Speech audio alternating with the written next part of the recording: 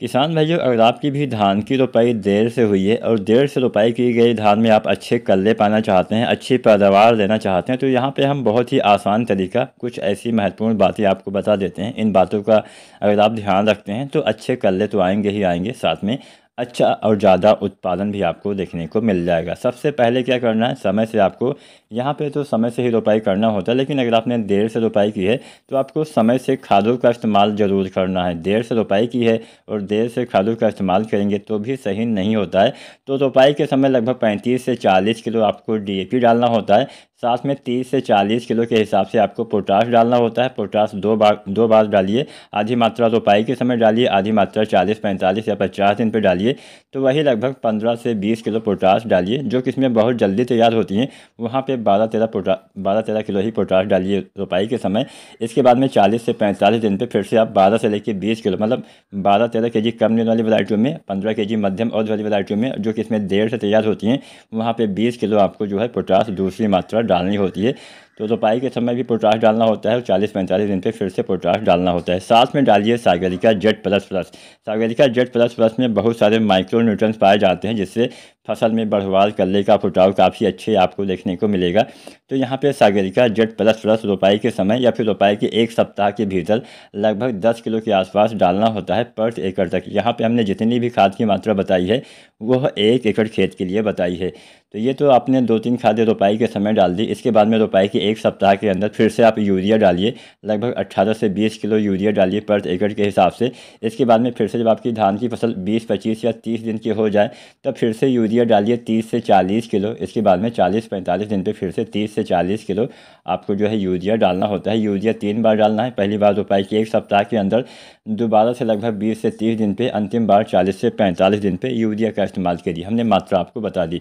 अब यहाँ पे जिंक खाद का इस्तेमाल करिए। रोपाई के 25 दिन पे जब आप यूरिया डालते हैं 30 से 40 किलो, तो साथ में जिंक सल्फेट 33% वाला 5 से 7 किलो के हिसाब से डालिए, या फिर 21% वाला डालना चाहते हैं तो लगभग 10 किलो के 8 से 10 किलो आप डाल सकते हैं पर एकड़ के हिसाब से।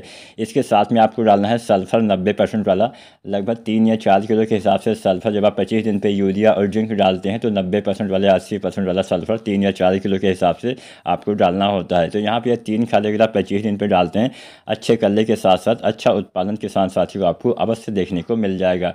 अब हम बात कर लेते हैं कुछ एनपीके के बारे में। तो पहला एनपीके 19-19-19 डालिए, लगभग 30 दिन के आसपास, 25 से 30 दिन पे डालिए। मान लीजिए आपने यूरिया, जिंक और सल्फर डाला है तो 2-4 दिन के बाद ही आपको इसका इस्तेमाल करना है। तो यहाँ पे 19-19-19 1 से 1.5 किलो डालिए। साथ में आपको डालना चाहिए, अगर आपने रोपाई के समय सागरिका जेड प्लस प्लस नहीं डाला है तो सागरिका लिक्विड डालिए 250 से 500 ml पर एकड़ तक।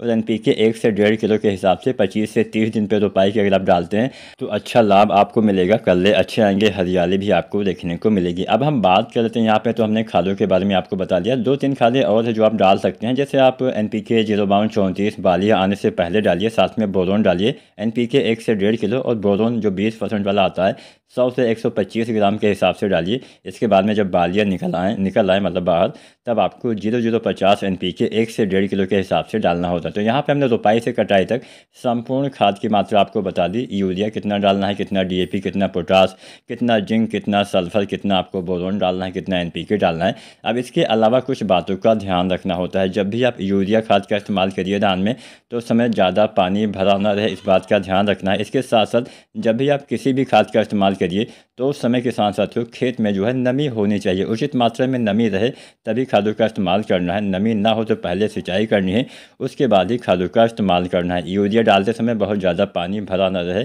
इस बात का ध्यान रखना है। ज़्यादा पानी भरा रहता है तो यूरिया वहाँ पे अच्छे से काम नहीं कर पाती है। इसके साथ साथ खरपतवार का नियंत्रण करिए, समय से देखभाल करिए, समय से सिंचाई करिए। इस साल बरसात भी अच्छा नहीं हो रही है तो आपको सिंचाई पर भी थोड़ा सा ध्यान देना पड़ेगा, तभी आपको अच्छा उत्पादन मिलेगा। शुरुआत से अगर आप ध्यान देते हैं, अच्छे कल्ले बढ़ाने पे ध्यान देते हैं तो निश्चित ही आपको बाद में भी अच्छा उत्पादन देखने को मिल जाएगा।